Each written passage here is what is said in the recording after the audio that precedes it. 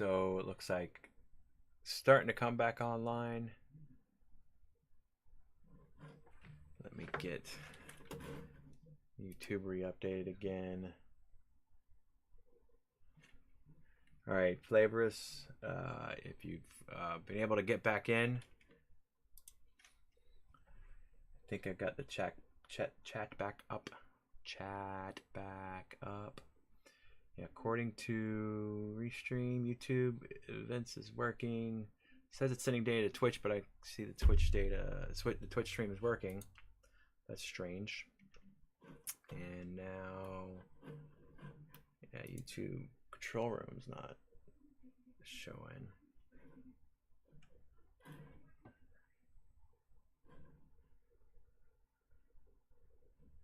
All right, come on.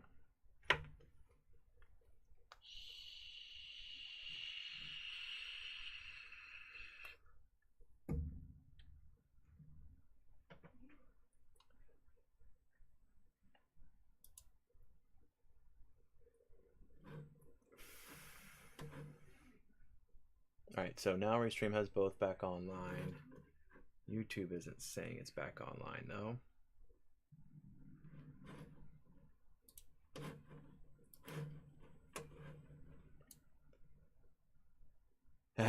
So, Flavors, this time I know it was my Wi-Fi because all three computers just cut out completely, and then I checked my phone and it cut out completely too. So I think the router somehow restarted because none of my network was showing up whatsoever. The 2.4 gigahertz, the 5 gigahertz, and the guest network, none of them were showing for a while there. So I'm assuming it all rebooted upstairs somewhere. So that was bound to happen. Don't know why the router would restart randomly. Never heard the TV go off, but it's not IPTV either, so it is connected to a different cable. So I just want to get the YouTube card updated for this stream. But for some reason, it's not letting me get to this event. Give me 1 second here. Interferences. I mean, it could be, but all three of them going down, even the 2.4. I mean, so where I'm sitting at right now, the cable modem is about 10 feet to my right and up about 4 foot. So the only thing I have between me and that router are an amp and a bass speaker. That's it. So I don't know if it's obviously it could be interference still. Obviously, I'm not trying to make excuses. Sorry. I just like to logically try to break things down and see if I could figure out what happened. But no, I mean, the network strength is huge. It's just all of a sudden it dropped. So if it's an interference from the house to the box, that's a strong possibility. So let's update YouTube. Control copy. And control copy. Save changes. Live control room. All right. So anyway, so I think we've got that at least remedied for now. Go back to here. All right, so I've got the I've got all the pieces out that I need for these next couple steps. Got my 2 longer extrusions, my 2 shorter extrusions, my 16 M5 times 16R screws. I am going to need my 3mm driver for this one. And then, oh, actually, let me get rid of this. Don't need this in my way. So now we're gonna include Allen key or with the torque wrench recommended torque. Yeah, I tried to find one of these drivers that was a torque rated driver, but no, not.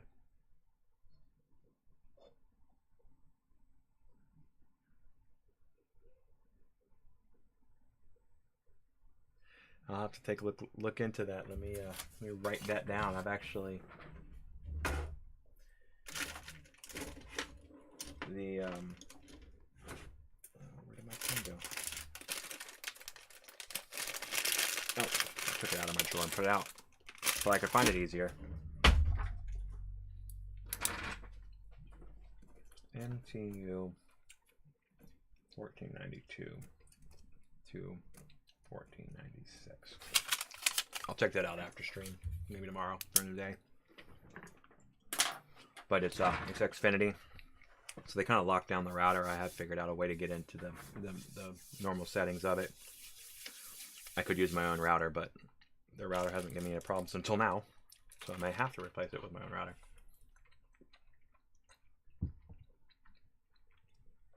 Yeah, so I wrote down the 1492 to 1496. If it's a different default, I will write down that number as well. So let me get this thing started. I'm streaming for another like 25 minutes, so I'll probably just get through the next few steps. So take the longer aluminum extrusions and place them next to the frame. Ensure that the Prusa logo is visible. So the Prusa logo is visible, so I'm going to take the short extrusion. I'm going to put them up out of the way there for a minute. Take these screws, get them up out of the way. Longer extrusions are going to be on this front side here. And ensure you're using the correct holes in the second picture. So if we take a look back at this from the original stream, the longer ones go on the inside. So you've got two sets of square patterned holes on here. You want the inside closer to the larger groove here. It needs to go into. So we get started with the top right screw. So it does recommend to do these in diagonals. I recommend that highly as well. Just like if you were changing the tire of your vehicle, you always want to do these kind of things in diagonals. So it does get a little difficult to start these. I don't really have any suggestions to start them out right. It's kind of easier to start them out by hand first. But you definitely don't want to get them all the way tight yet, just enough to hold the laser cut frame to the extrusion. And then I started with the top right, gonna go down to the, excuse me, top left, gonna go down to the bottom right. I kept saying top right, bottom, top left, bottom right. Turn this away from me so I can see it better. Well, that actually works out really good. I can actually use my elbow to kind of hold that into place. Alright, go ahead and get this one in too.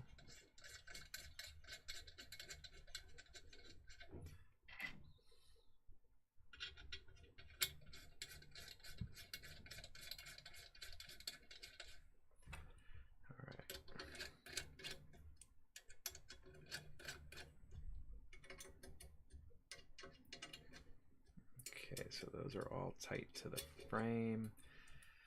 Sure you're using the correct holes in the second picture. Use the 5mm screws to connect extrusions to the frame. Tighten the screws with the Allen key just slightly. Now tighten the screws fully, but on a diagonal. So now that I got one on there, I can actually use it to hold up the frame. I'm going to go ahead and put the other one in there.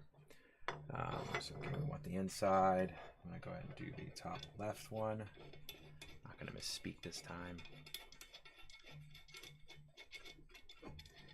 Flavor, so you think there's any other settings I can check on my router as I dig through the settings? Like I don't know, maybe there's a... no. So yeah, so the textured DEI sheet has not arrived. They actually haven't even sent me my voucher online yet. I actually haven't checked my account in a couple days, but I have not seen an email about it. Last I checked my account was a week ago when I was checking the tracking for this thing, for this upgrade kit. So, alright, so I'm going to tighten these in a diagonal now.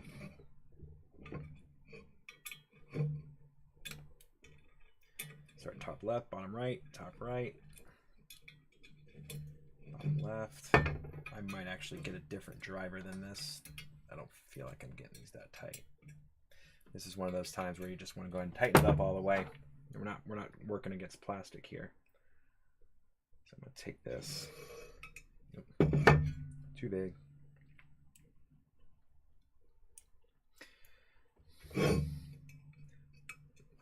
Of course I go one too small.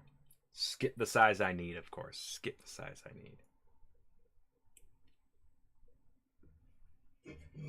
Okay, so check the logs.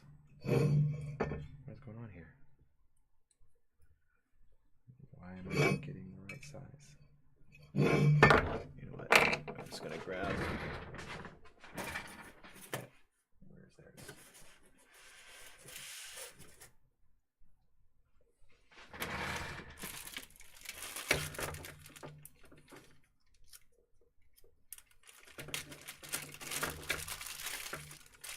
I think that's an empirical set of tools. Of course, this is metric.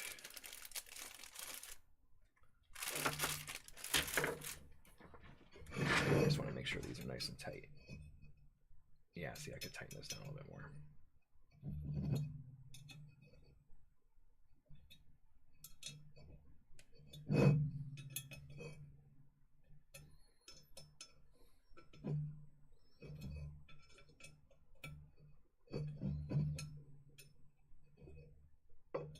All right, so we've got the long ones on now on the inside. Yep, now we want to do the shorter extrusions. So take the shorter extrusions and place them next to the frame. We want it on the side. So you guys can see the Prusa logo, so I'm on the back side where the Prusa logo is not, and that's where these shorter extrusions go in. Place on the side where the engraved Prusa frame.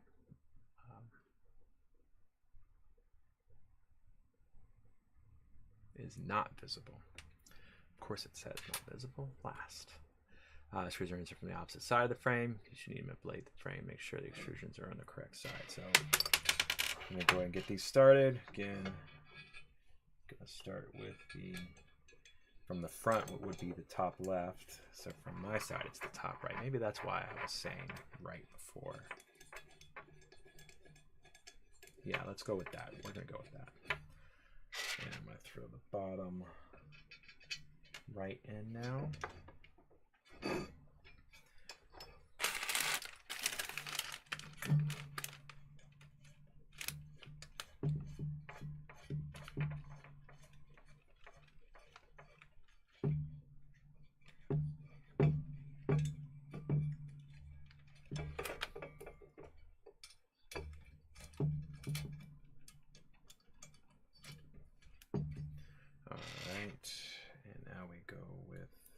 Top right, the actual top right from the front side.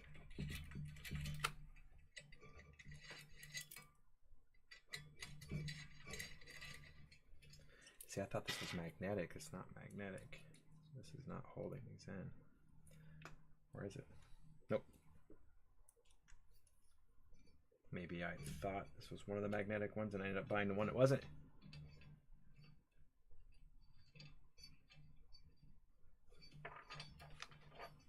Yeah, I can actually check that too.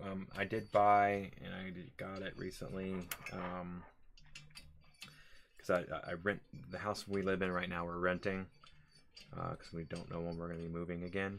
But anyway, that's a whole nother outside of streaming story. But I don't want to drill any holes down in the basement because there's no Ethernet run down here. But there are extra coaxial cables run down here. And I bought one of the coaxial, Ethernet to coaxial adapters, 2 of them, of course. I just need to figure out because all of the wiring, you guys, I don't know if you can see, you can kind of see it in the side there. You can see that board kind of off in the background, the plywood, and then all the electrical panel and fuses are all right there. And there's a bunch of extra coaxial cables, and behind the TV they have 2 coaxial ports, or two coaxial cables on the plate there, and one of them's not being used. So I was thinking I was gonna, run a Ethernet to one of those adapters, put it to one of those coaxial cables, and then figure out which one of these it is, because obviously it's not hooked up right now. and then run that Ethernet from back there to over here. Just haven't done it yet. Have you had any experience with the Ethernet to coax adapters? Is it a good thing? Would I be wasting my time doing it?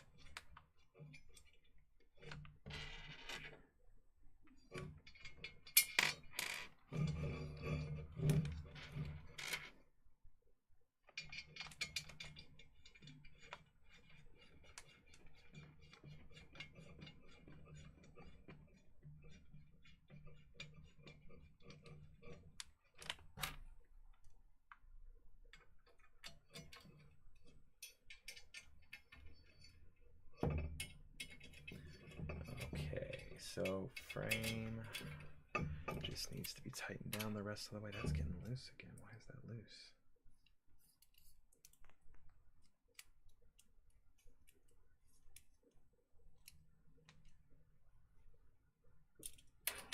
Get those out of the way. Allen key. Tighten these up in a diagonal again. So I'm going to switch to the overhead so you guys can see what I mean when I say the diagonal again. So what I'm going to do is I'm going to start with this one here, top left. And get that just tightened down nice and cinched tight. Here I'm not too worried about over tightening because again this is metal on metal. It is aluminum, so you know it's not the strongest tensile strength steel, but it is strong enough where I'm not really worried. I'm going to break it. I'm going to break it with my fingers and an Allen key. In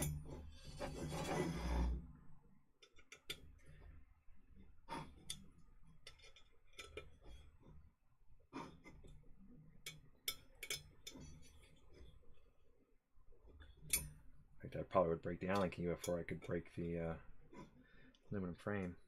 There we go. All right.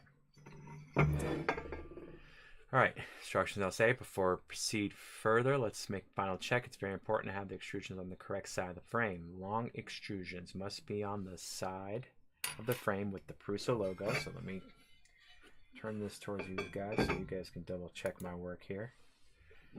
All right, there we go. So Prusa logo, there it is. And then we need the long extrusions on this side, and they are closest together, so you can see they are closer together. And then the shorter extrusions are on the side without the Prusa logo, and they're further apart from each other. Perfect. All right, so that part's done. Now we do need those plates. I knew we were going to need them. So we need our two front and back plates on the y-axis, and we need another 16 M5 16R screws. I'm going to assume is the rest of them. 2, 4, 6, 8, 10, 12, 14, 16. Yep. And now we're going to move to the front axis plate, or the front y-axis assembly, which is the smaller of the two.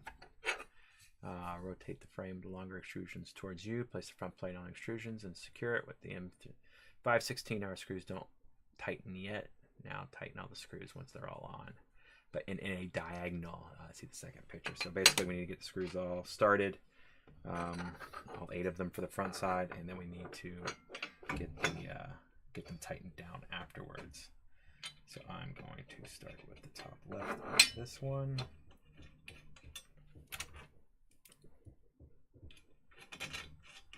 Oops, did not get it into its threaded hole.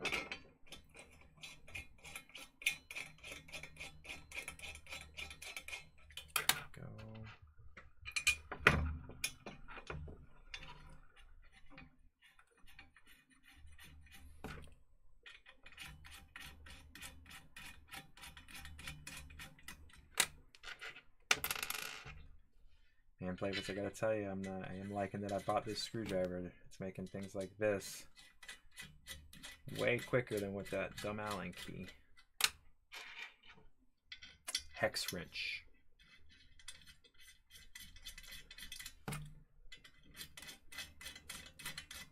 Although I still have to use that hex wrench to make sure it's tightened up all the way, but I'm sure later on, once I'm tightening things up to plastic, this screwdriver will be, or this driver will be more than adequate.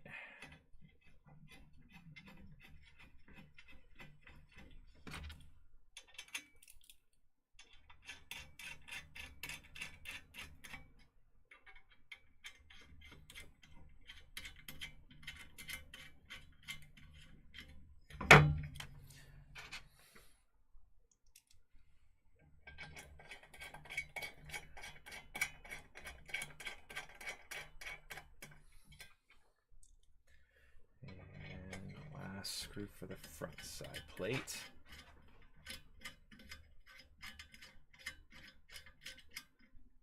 Make sure they're just all mostly tightened.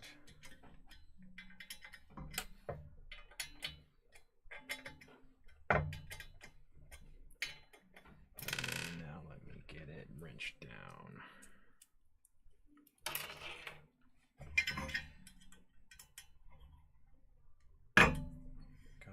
Good.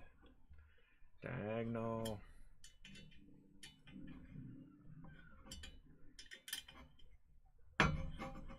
Sounds like my wife found a new TV show to watch up there or something.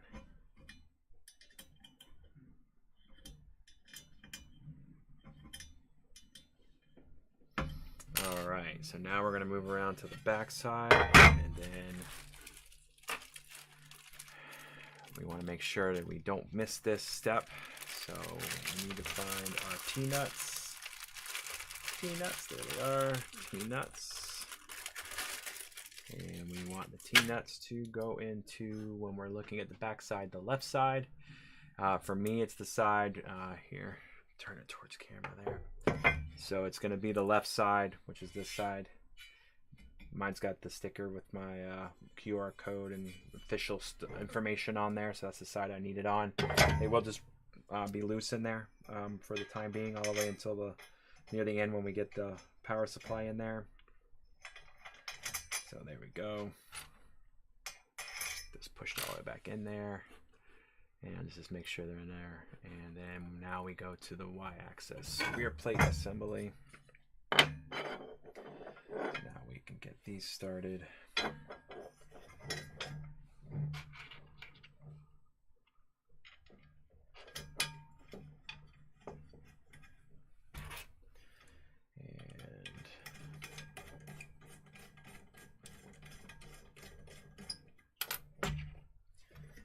just get this one in there.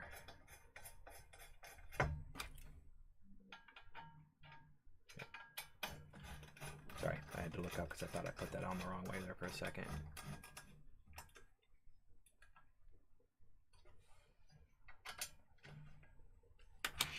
Alright, so now we go get these the rest of the way in.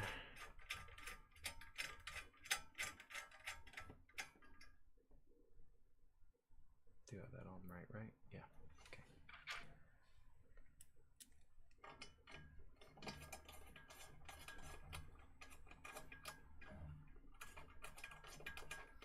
That one feels weird.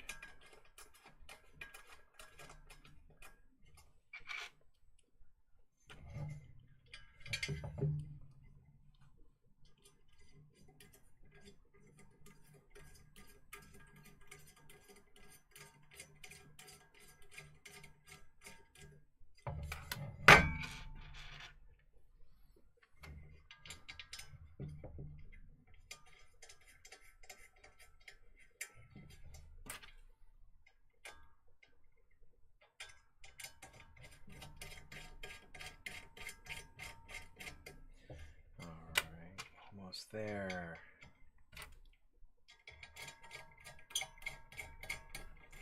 Almost.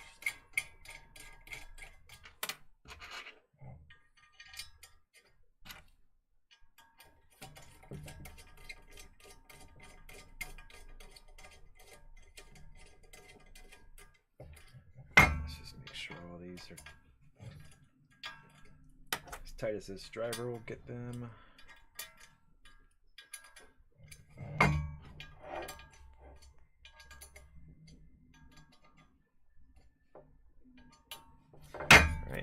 Tight as that'll get them, and now let's get them tightened down a little bit better.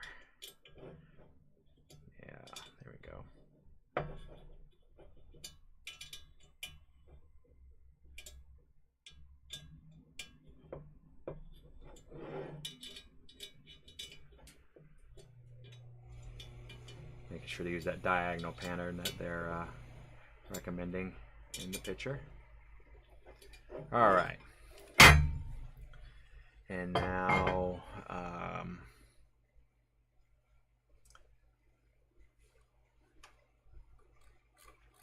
we want to, before you proceed further, please place the frame on a flat surface. This is critical, so my desk is as flat as the surface I'm going to get. All the components are cut or drilled by machine for highest precision, but with uneven tightening, it's possible to warp the frame. Using your hand, try to wiggle the frame side to side. Check whether there are some corrections or anything along that lines. And in case you find anything, we got those things. I'm going to put this right here, and then I'm going to do exactly what they're talking about in the picture. Nope, not getting any wobbling. It's sliding back and forth because there's nothing holding it in place, but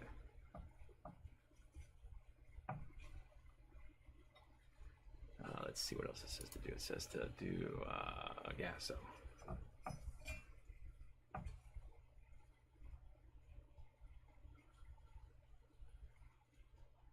Nope, that seems pretty darn good to me. No wobble. Just some slide.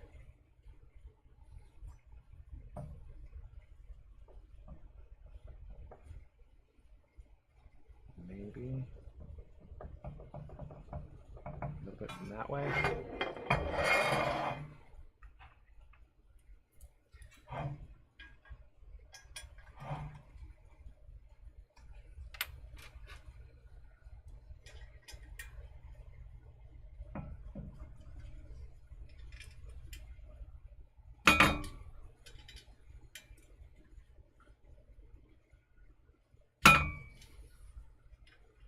I'm just going to loosen them up and do what they say to do.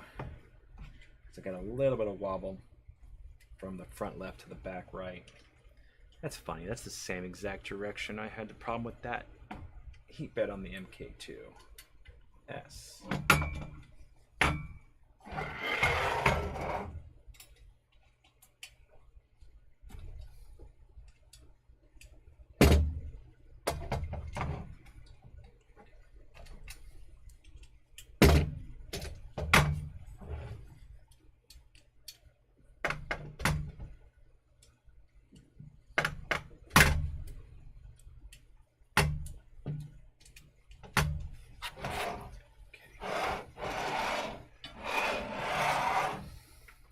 Push it down flat like that and try to get this as tight as possible. Let's driver first.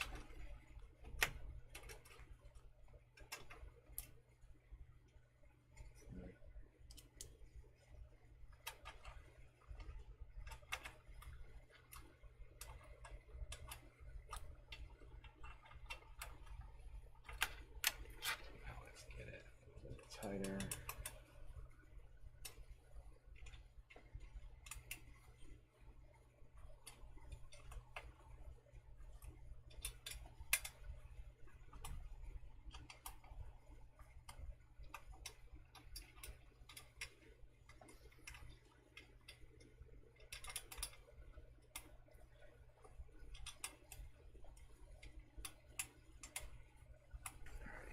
That side's done, so I mean, like it shows in the picture, I'm just pushing down. I'm going to use my arm, the back side here, because that's a long stretch between those two.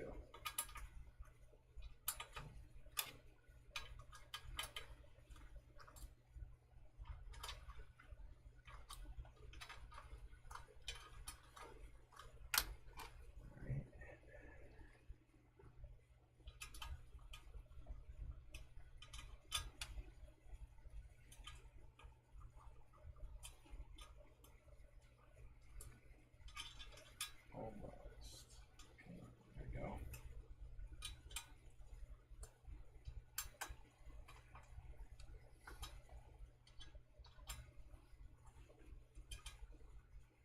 All right, all tightened back down now. Same test again. No wobble that way. Yeah, see? No wobble that way. No wobble that way. There, glad I did that. I would have hated myself if I didn't. in case you find some imperfections. Perfect. So we don't find any more imperfections. And now mounting the anti-vibration sleeve, optional. No, we're doing it. If not for me, then for everybody on stream that keeps hearing the scraping of steel against the surface of desk and cringing. I did have one of these feet started to, like, when you're twisting them in, it wants to cut away some of the rubber, so just be very careful. You just twist in, and you can look at the picture here. Whoops, bounce, bounce, bounce.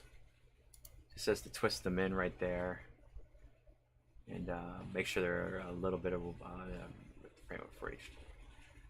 Step to the end of the assembly, remind you of the anti-vibration feet. And it shows the pin in the picture. It shows them a little bit further off from the corner, so don't want them all the way up against the end plates.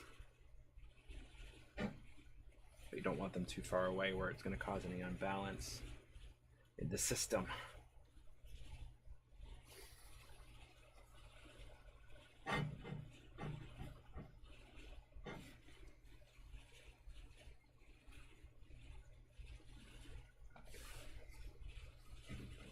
Even.